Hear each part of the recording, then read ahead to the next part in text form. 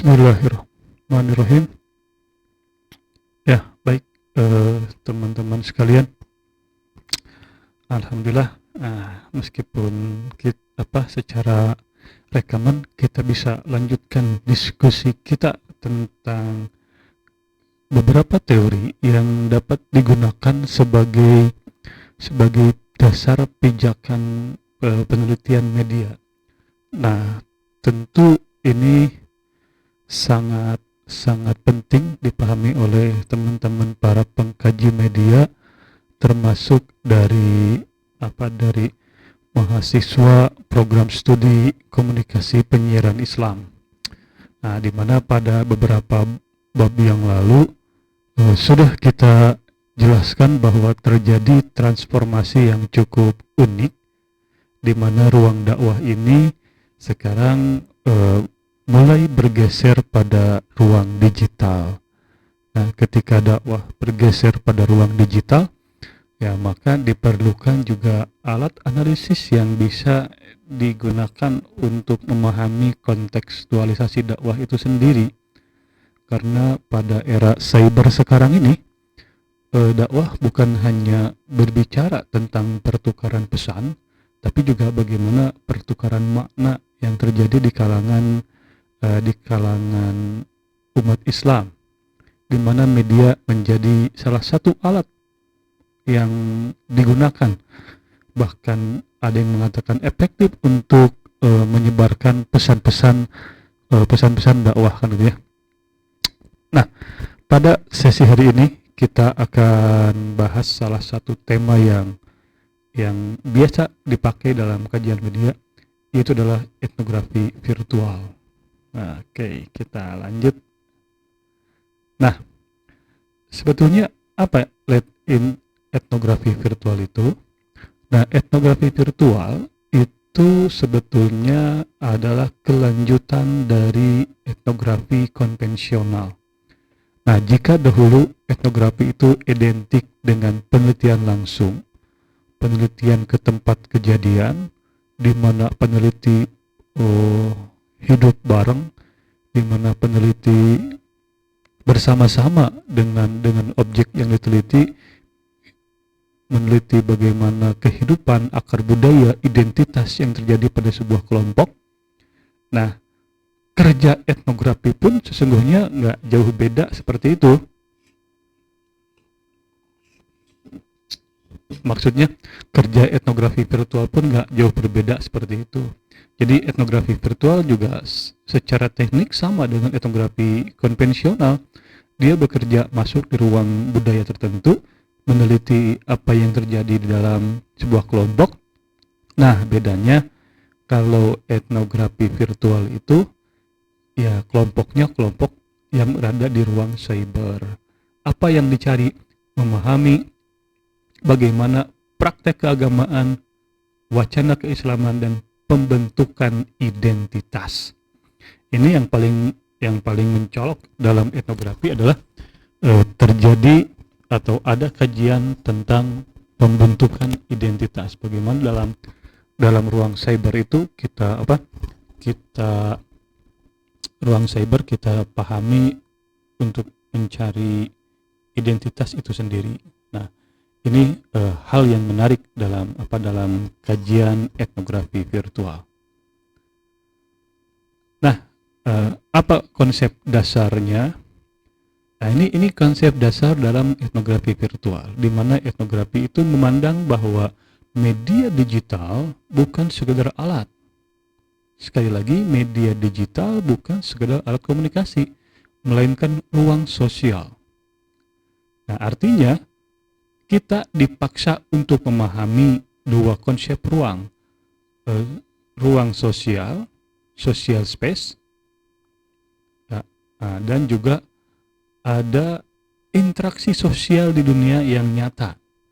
Nah, kalau etnografi konvensional itu meneliti interaksi manusia yang ada pada dunia nyata, ya ada pada kehidupan sehari-hari maksudnya. Nah, kalau etnografi virtual, dia memilih juga interaksi yang terjadi pada social space. atau ruang cyber yang ada kan gitu. Nah, bagaimana budaya hidup di situ?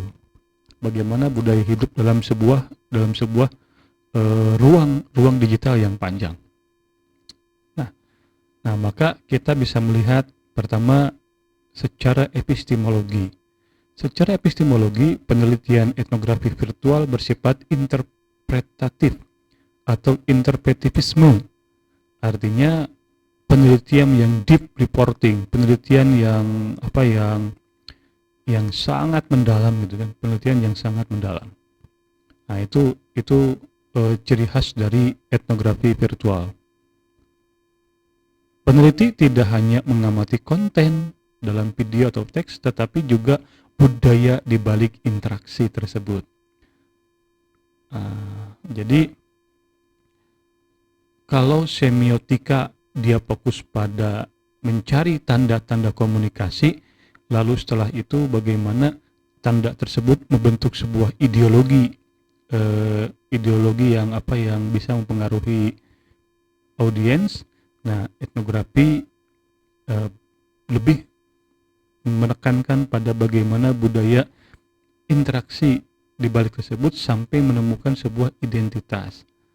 Nah, jadi seperti etika berdebat di kolom komentar, otoritas keagamaan digital, ekspresi kesolehan melalui konten visual, nah itu ranah-ranah yang akan dieksplorasi dalam penelitian etnografi virtual. Nah, hal-hal seperti itu menarik untuk dikaji kan gitu. Nah, lalu ada kehadiran present. Nah, tentunya berbeda dengan etnografi tradisional yang berbasis fisik. Dalam etnografi virtual, kehadiran peneliti dibangun melalui keterlibatan, engagement dalam komunitas digital. Nah, jadi kalau etnografi konvensional itu peneliti hadir di lapangan. Nah, kalau etnografi virtual ya si peneliti hadirnya di ruang digital kan gitu. Mengamati apa yang terjadi di ruang tersebut. Misalnya di grup Facebook, di grup Telegram, di komunitas TikTok, apa yang sedang mereka bicarakan, apa yang sedang mereka diskusikan, tema apa yang hari ini sedang mereka diskusikan, bagaimana reaksi para netizen, adakah budaya sarkas di situ. Nah di situ pada intinya baik etnografi konvensional maupun etnografi virtual yang menghadirkan peneliti hadir, cuman berbeda tempat. Kalau etnografi konvensional peneliti hadir di lapangan, di objek penelitian. Nah, kalau etnografi virtual si peneliti hadir juga, tapi dia berada di ruang digital kehadirannya. Nah, di situ letak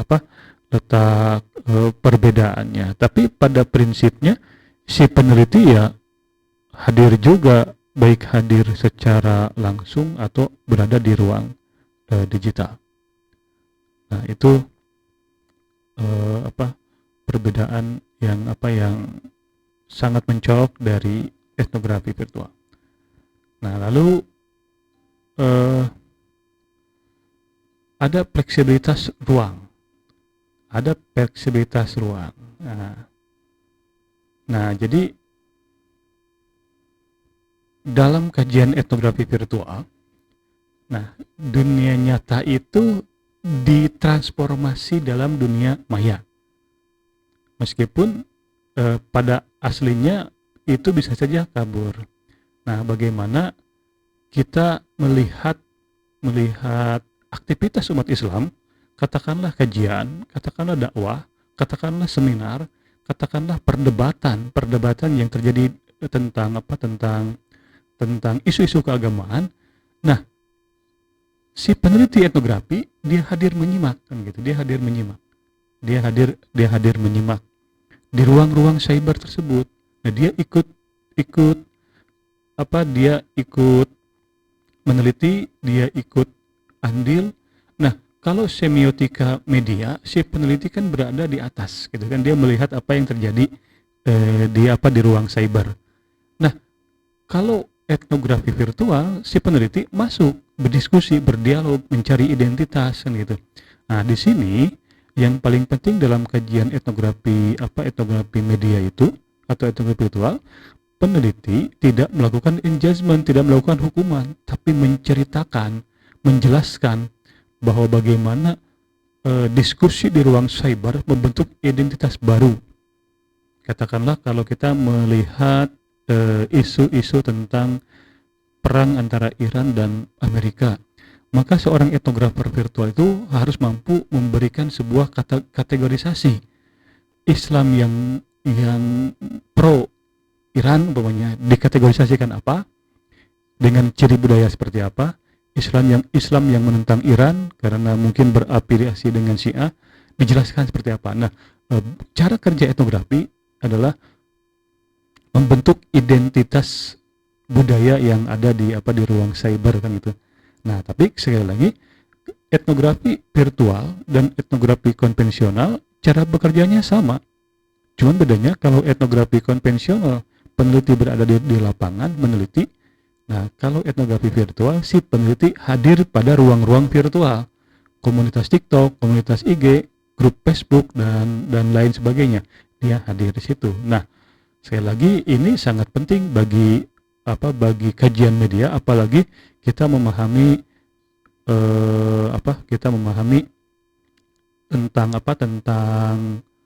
tentang perubahan dakwah kan dari era klasikal menuju era digital.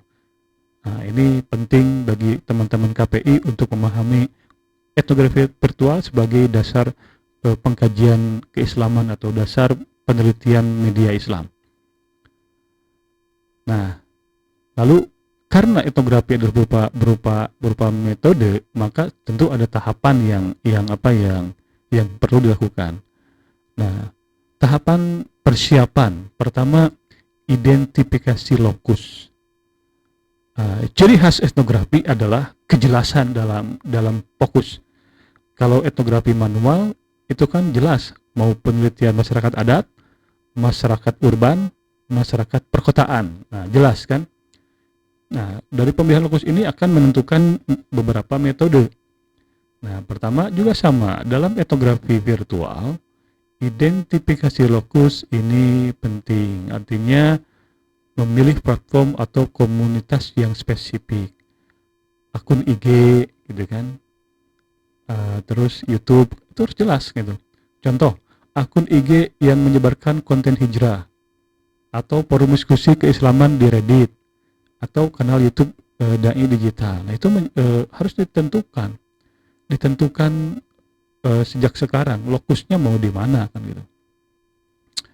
Nah, lalu ada pemetaan budaya, memahami bahasa dan jargon, dan norma yang berlaku di ruang tersebut sebelum terjun secara aktif. Jadi pemetaan budaya itu langsung dibuat kategorisasi sebelum si peneliti melakukan penelitian digital kan. Nah, jadi itu ya. Pertama, identifikasi lokus. Yang kedua, ada pemetaan budaya. Ini penting untuk dilakukan dalam etnografi virtual. Nah, sekarang si peneliti, tahapan etnografi. Si peneliti itu dia meneliti beberapa yang terlihat dalam media kan. Jika dia menggunakan pendekatan pasif, maka si peneliti mengamati interaksi, mengamati pola penyebaran konten, dan juga mengamati reaksi audiens seperti like, share, komen gitu kan, memberi hadiah, memberi bintang dan lain sebagainya. Itu menjadi bahan baku yang perlu digali lebih dalam oleh si peneliti untuk melakukan pengamatan terstruktur. Nah, kan gitu. Jadi itu kalau si peneliti menggunakan pendekatan pasif. Jadi dia hanya mengamati pola interaksi, penyebaran media, reaksi audiens. Ya dilihat saja kan, terus dilihat saja, tapi amati kan sampai dia paham. Nah, kalau pendekatan aktif, si peneliti dia terlibat dalam forum diskusi, dia bertanya di kolom komentar juga, dia menanggapi juga, dia mencoba untuk memahami. Nah, kalau seperti itu berarti si peneliti aktif dia dalam melakukan pengamatan. Nah, jadi dalam operasionalisasi penelitian etnografi virtual ada dua metode yang bisa dilakukan oleh peneliti. Dia bisa pasif, dia bisa aktif, atau juga dia bisa aktif, bisa pasif, kan bisa dua-duanya dipakai. Kapan dia harus aktif, kapan dia harus pasif, kan gitu. Nah, intinya baik aktif atau pasif, si peneliti etnografi virtual ketika ada forum-forum keagamaan yang terjadi di ruang virtual, ya dia hadir gitu. Apakah hadir sebagai pengamat, apakah hadir sebagai yang aktif, bertanya, menyampaikan gagasan, pendapat, dan lain sebagainya.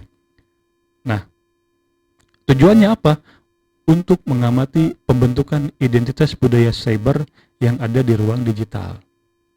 Nah, sampai kita bisa menemukan membuat spesifikasi tentang kategorisasi keagamaan. Kalau dulu ada istilah namanya Islam konvensional, Islam radikal, Islam moderat kalau dulu ya. Ini dalam kajian antropologi yang dahulu. Kalau sekarang mungkin ada istilah komunitas hijrah, komunitas salafi, dan lain sebagainya. Ya, artinya si peneliti dalam kategori etnografi virtual dia harus membuat definisi baru tentang komunitas tersebut yang terjadi di ruang digital. Nah, tentunya pengarsipan dalam etnografi manual ya berupa foto, rekaman, FGD itu kalau dalam etnografi konvensional. Nah, kalau dalam etnografi virtual, pengarsipan itu yang sangat penting bisa berupa screenshot, rekaman layar, transkrip diskusi, tautan konten. Nah, maka yang menjadi data primer dalam penelitian etnografi virtual adalah ya video atau teks digital itu sendiri. Nah, jadi penelitian etnografi virtual itu fokusnya pada konten, sebetulnya konten digital, bukan pada orang. Jadi kalau ditanya apa yang menjadi sumber penelitian, ya sumber penelitiannya ya video atau audio atau teks yang kita jadikan sebagai objek penelitian. Jadi sumber primernya adalah video digital itu sendiri, kan gitu. Jadi bukan di lapangan. Nah, lalu kita masuk pada tahapan interpretasi. Nah, dalam etnografi virtual jelas dimenggunakan interpretasi hermeneutik. Nah, menganalisis simbol, metafora, dan narasi keagamaan dalam konteks digital.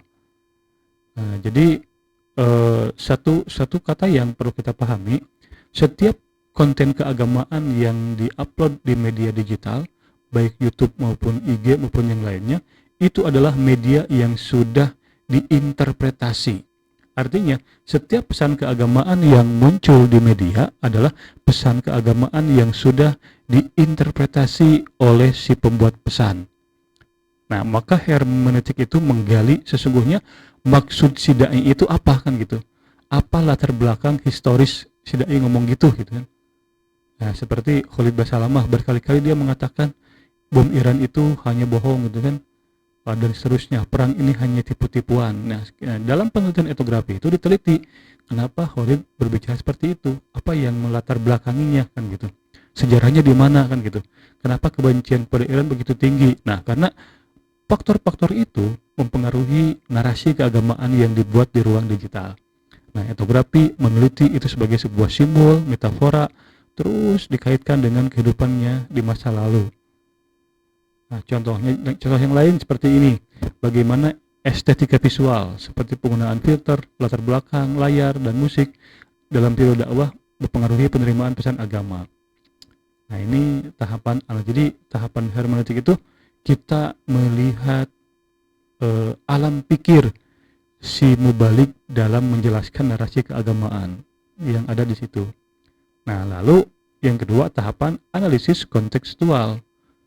menghubungkan temuan digital dengan realitas sosial politik. Nah, ini juga analisis yang sangat penting. Jadi bagaimana analisisnya berupa kontekstual juga kan gitu. Realitas sosial politik yang ada di luar sana apakah mempengaruhi wacana keislaman? Apakah Islam ini mempengaruhi situasi politik atau situasi politik yang mempengaruhi wacana keislaman? Nah, itu namanya analisis kontekstual. Nah, seorang etnografi melihat lebih tajam, lebih dalam ke arah sana kan gitu. Apakah politik ini mempengaruhi media dakwah atau sesungguhnya dakwah ini dipengaruhi oleh tema-tema politik? Nah, jawabannya itu diteliti oleh si peneliti etnografi. Nah, sampai dalam ya. Nah, itu. Ini cara kerja etnografi virtual kan gitu. Nah, karena sekali lagi dalam kajian media Islam tidak ada pesan keagamaan yang tidak lepas dari ideologi tertentu. Kalau begitu Pak, berarti Muhammadiyah ketika dakwahnya dipengaruhi oleh ideologi Muhammadiyah? Ya iya jelas. Nggak ada pesan-pesan dakwah yang keluar dari TPMU, dari PWM, dari persyarikatan yang tidak membawa ideologi Muhammadiyah, nggak ada. Jadi kalau dalam kajian media, agama yang asli itu apa? Agama yang tertulis dalam Al-Quran dan teks hadis, itu yang asli. Ketika Al-Quran dibaca, dipahami lagi, lalu disampaikan, itu sudah masuk ideologisasi tertentu. Kalau Muhammadiyah, ya jelas ideologisasi Muhammadiyah kan gitu. Kalau yang lain ya ideologi yang lain. Nanti artinya dalam kajian media itu tidak ada pesan keagamaan yang murni. Pesan keagamaan selalu dipengaruhi oleh ideologi tertentu. Maka diperlukan interpretasi hermeneutik dan diperlukan analisis kontekstual. Contoh, berita tentang KHGT. Muhammadiyah terus menyebarkan informasi KHGT. Apakah ada unsur ideologi? Ya sangat jelas sekali. Itu adalah bagaimana Muhammadiyah melakukan wacana keagamaan secara terbuka tentang KHGT. Hasilnya apa? Yaitu banyak yang login Muhammadiyah. Kenapa orang banyak login Muhammadiyah? Karena dia terbawa pada arus budaya berpikir Muhammadiyah yang rasional, yang terukur dan moderat. Jadi akhirnya banyak kalangan muda yang memutuskan login Muhammadiyah ya karena ada perdebatan di wacana media. Nah, untuk memahami perdebatan itu diperlukan pendekatan yang namanya pendekatan kajian media, baik semiotika, baik analisis konten. Nah, salah satunya adalah pendekatan media yang berpusat pada etnografi virtual. Nah, jadi teman-teman KPI harus paham juga hal-hal ini. Nah, jadi nanti ke depan skripsinya jangan lagi fokus pada dakwah di Al-Jabar, dakwah di pondok pesantren ya. Ya meskipun itu juga ada, tapi juga kita harus berani masuk ke ruang digital, ruang yang lebih terbuka kan. Karena jadi kalau Anda berpikir seperti apa sih perang narasi itu, lihatlah antara pernyataan Menlu Iran Abbas Araghchi dengan Washington Gedung Putih. Nah, itu contoh narasi digital dibangun kan. Nah, bagaimana Amerika mengatakan kalau Iran butuh telepon aku gitu kan, tapi Iran tidak bergeming. Setiap pernyataan Donald Trump dibantah oleh Menteri Menlu Abbas. Setiap pernyataan Gedung Putih dibantah oleh Menlu Abbas. Nah, itu kan. Nah, itu contoh perebutan narasi di ruang digital. Jadi kalau Anda ingin paham bagaimana perebutan wacana narasi keagamaan di ruang digital, ya sering nonton aja perdebatan antara Gedung Putih dan Teheran. Nah, itu menarik untuk diteliti. Jadi kalian bisa juga meneliti itu nanti di skripsi ya. Nah, tantangan. Apa yang menjadi tantangan dalam penelitian media Islam? Pertama, otoritas keagamaan. Dalam kajian media, siapa yang lebih penting? Ulama manual yang memegang kitab suci, yang memegang kitab-kitab klasik, atau influencer agama yang dia bisa memainkan wacana keagamaan di ruang digital. Nah, itu tantangan dalam etnografi virtual. Yang lebih ngaruh itu adalah kiai asli yang memang dia punya kitab, bisa memahami itu, atau cendekiawan murni yang dia lahir dari bangku sekolah dan kuliahan, atau artis yang baru hijrah langsung dia dakwah, atau kita sebut influencer agama. Siapa yang lebih berpengaruh? Nah, etnografi menjawab itu. Etnografi menjawab untuk menceritakan kepada halayak siapa yang lebih berpengaruh. Apakah kiai cendekiawan murni yang tidak paham media, atau artis yang baru hijrah yang kita sebut influencer agama yang baru hafal sedikit langsung berdakwah? Siapa yang bisa mempengaruhi umat secara luas? Nah, etnografi ke situ kajiannya kan gitu. Nah, maka teman-teman KPI wajib itu bisa memahami etnografi. Kalau enggak, ya kalah sama influencer nanti kan gitu.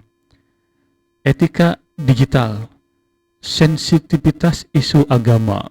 Nah, ini juga hal yang menarik dalam kajian. Kemarin kita heboh dengan isu perhabiban kan, Habib itu kan, sampai terjadi tindakan asusila, bahkan tindakan yang dianggap tidak normal aja lah ya. Lalu isu gus-gusan gitu kan, lalu ada konten kenapa Muhammadiyah nggak ada gus-gusan gitu kan, dan seterusnya. Wah, itu kenapa? Karena agama ini sensitif di ruang publik. Karena agama ini sensitif, maka secara algoritma media, siapa yang bermain di bidang agama akan cepat mendapatkan respon, gitu sebetulnya. Akan cepat mendapatkan respon. Jadi termasuk perang Amerika dan Iran ini bukan hanya murni perang militer, tapi juga ada perang narasi keagamaan yang dibangun. Jadi bangsa Persia mencoba memahami narasi keagamaan kan di ruang cyber. Nah, jadi etika digital ini juga hal yang begitu prinsipal dipahami dalam penelitian etnografi. Nah, lalu ada artefak digital. Nah, kalau penelitian etnografi murni, artefak itu berupa candi, berupa barang, berupa teknologi, hasil kebudayaan, dan ya apa yang dilihat, apa yang ada di medan penelitian. Nah, dalam etnografi virtual, artefak itu berupa apa yang ditangkap di media lalu diarsipkan. Itulah artefak penelitian kan. Nah, itulah artefak penelitian di situ. Jadi apa yang terlihat lalu apa yang diarsipkan. Nah, itu menjadi artefak penelitian yang sangat berharga dalam ruang digital. Nah, jadi para peneliti etnografi virtual harus bisa mengarsipkan itu. Nah, ini sekarang kita lihat contoh judul yang bisa dilakukan dalam pendekatan etnografi virtual. Pertama, kalau kita fokus pada otoritas dan dakwah digital. Fokus pada otoritas dan dakwah digital. Seperti apa judul kedepannya? Bisa seperti ini, negosiasi otoritas keagamaan di ruang cyber. Etnografi terhadap interaksi pengikut di akun IG. Nah, nama influencernya siapa? Atau nama IG-nya bisa seperti apa? Anda meneliti Zaskia Adimeka, atau Anda meneliti Ari Kuntung gitu kan, namanya Ari Kuntung kalau di media itu. Negosiasi otoritas keagamaan di ruang cyber, etnografi virtual terhadap interaksi pengikut di akun Instagram Ari Kuntung gitu kan. Bagaimana Ari Untung dia seolah-olah menjadi sosok yang paham atau yang fakih dalam beragama. Dia menjelaskan tentang hal ihwal fikih, akidah, dan seterusnya kan dalam kacamata dia. Contoh gitu kan. Nah, silakan Anda cari influencer yang mana yang baru hijrah, lalu Anda lihat bagaimana interaksi pengikutnya. Apakah pengikut Ari Kuntung ini terpengaruh atau enggak dengan narasi keagamaan yang dibuat oleh Ari Kuntung? Untuk apa? Untuk menjawab sesungguhnya yang berpengaruh itu kiai atau influencer gitu maksudnya. Nah, ini fokus pada otoritas dan dakwah digital. Bisa juga judulnya seperti ini kalau nanti teman-teman mau bikin skripsi, konstruksi identitas dai milenial. Studi etnografi virtual pada kanal YouTube siapa dalam mendefinisikan ulang narasi dakwah kontemporer. Ada Kang Faldo, kan banyak ya. Dai-dai yang suka pakai hoodie, yang jarang pakai kopiah kayak gini ya. Yang pakai hoodie, pakai oblong, pakai kaos, pakai topi, kan berdakwahnya banyak dai-dai milenial, dai ngetren. Ya sebenarnya dia sedang membuat konstruksi apa kan gitu. Apa yang dia tawarkan tentang agama ini kan gitu. Nah, hal-hal seperti ini juga bisa diteliti dalam etnografi virtual. Nah, jadi kalau fokus pada otoritas dan dakwah digital, cari influencernya, lalu lihat bagaimana cara dia mempengaruhi jamaah dan jamaahnya terpengaruh enggak kan gitu. Nah, atau budaya tanya jawab agama di era digital, etnografi pada komunitas apa di Facebook, komunitas hijrah di Facebook kan suka banyak yang posting-posting gitu kan. Nah, sekarang itu foto bisa seperti hadis juga dipahaminya. Kalau ada yang posting foto seakan-akan dibenarkan itu dianggap hadis, padahal bukan hadis itu kan. Nah tapi ya itulah yang terjadi pada ruang digital. Nah, si peneliti etnografi juga sama, dia memiliki kefokusan ke bidang situ. Nah, ini contoh dulu ya, kalau dia mau fokus pada otoritas dan dakwah digital. Kalau judulnya ingin fokus pada identitas dan gaya hidup, bisa nggak? Bisa, gitu kan? Apa yang dilakukan? Bisa mengambil teori representasi. Contoh, representasi kesolehan estetik, etnografi virtual terhadap budaya hijrah dan konsumerisme pada komunitas muslimah di TikTok. Yang Anda teliti bagaimana cara mereka mengeksplor kesolehan dalam bentuk estetik gitu kan. Dari mulai beli tiung, beli busana muslimnya, beli bedak, pokoknya segala rupa yang berkaitan dengan estetika itu. Nah, nanti akan membentuk sebuah produk. Nah, nanti ada kesan bahwa produk ini khusus untuk muslimah, produk ini khusus untuk apa gitu kan. Nah, itu peneliti. Nah, ini bagian dari kegiatan dakwah juga kan gitu. Nah, ini jadi nanti teman-teman KPI skripsinya juga akan beragam, nggak melulu pesan agama di pesan dakwah di masjid ini gitu kan, pesan dakwah dai ini nggak kayak gitu terus itu judulnya. Nanti akan beragam lah ya, akan beragam kan, banyak ini. Nah gitu ya. Nah ini bisa seperti ini kan gitu ya. Representasi kesolehan estetik, atau juga bisa etnografi virtual komunitas, praktik keagamaan dan solidaritas sosial di ruang maya. Wah, kayak dukung-mendukung ini kan, wah Syiah haram gitu kan, Syiah ini gitu kan, yang bilang nggak peduli mau Syiah mau Islam mau Sunni, pokoknya mah ngelawan Amerika gua dukung. Wah, nah itu namanya pembentukan identitas ya, identitas kan di ruang cyber. Jadi perang itu juga tidak luput dari kajian etnografi. Jadi kalau yang ini ditelitinya adalah si komennya. Jadi etnografi itu bisa meneliti konten, bisa juga meneliti komentar dari konten tersebut kan gitu, yang nantinya akan membentuk sebuah identitas. Nah, berikutnya ruang ketiga adalah identitas muslim urban. Studi etnografi virtual pada aktivitas adalah berbagai komunitas hobi dan di media sosial. Hobi kucing, hobi tanaman, hobi ikan, hobi manuk gitu kan. Nanti itu ada ruang-ruang dakwah, hobi memotoran kan, seperti bikersmo gitu kan. Nah, ini juga ruang yang bisa dikaji dalam etnografi virtual, bagaimana mereka mencitrakan diri di ruang digital kan gitu, yang berkaitan dengan kegiatan keagamaan. Seperti bikersmo kan, dakwah di jalanan kan, bersama gas kita sebar keagamaan. Nah, itu jargon-jargon yang banyak dipakai dalam komunitas touring muslim kan, seperti komunitas touring yang kerjaannya bagi-bagi masjid, bagi-bagi mushaf Al-Quran kan, banyak kan gitu. Dia touring ke sebuah daerah bawa mushaf diberikan ke masjid-masjid pelosok. Nah, itu juga bagian dari ruang etnografi virtual.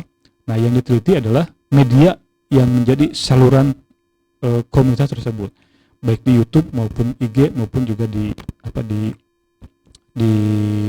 platform digital yang lainnya.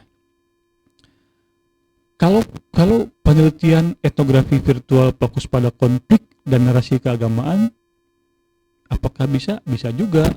Nah, kalau fokusnya pada konflik dan narasi keagamaan, contoh judulnya seperti ini: kontestasi wacana moderasi beragama, etnografi virtual terhadap perang komentar di media sosial terkait isu keagamaan apa, katakanlah isu KHGT gitu kan.